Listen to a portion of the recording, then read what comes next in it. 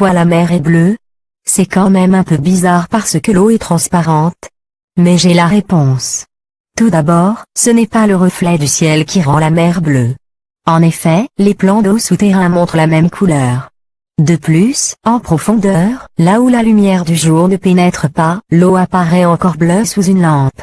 L'eau n'est donc pas si transparente que cela.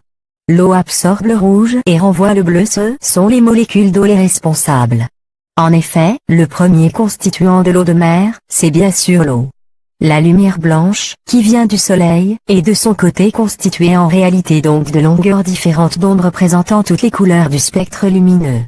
Les molécules d'eau absorbent une partie précise de cette lumière, les longueurs d'onde correspondant aux couleurs rouge et jaune.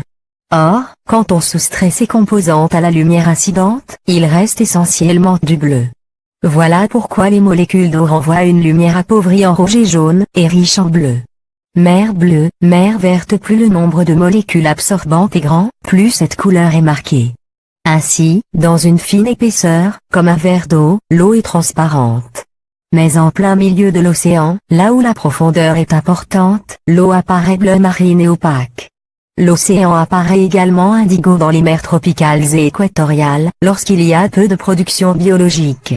En revanche, dans les régions où la productivité biologique est importante, la chlorophylle contenue dans le phytoplancton absorbe la composante bleue et la lumière se décale vers le vert.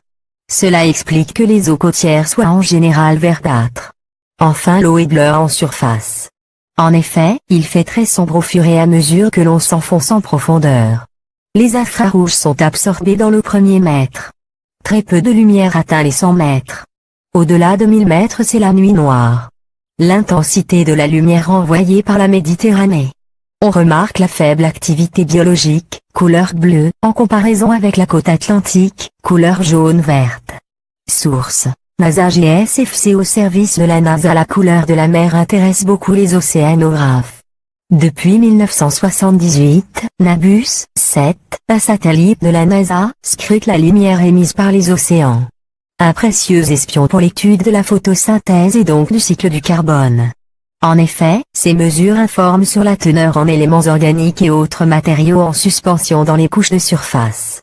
Elles permettent de connaître l'interaction du vent et des courants avec la biologie de l'océan et surtout de se donner une idée de l'influence de l'activité humaine sur la santé des océans.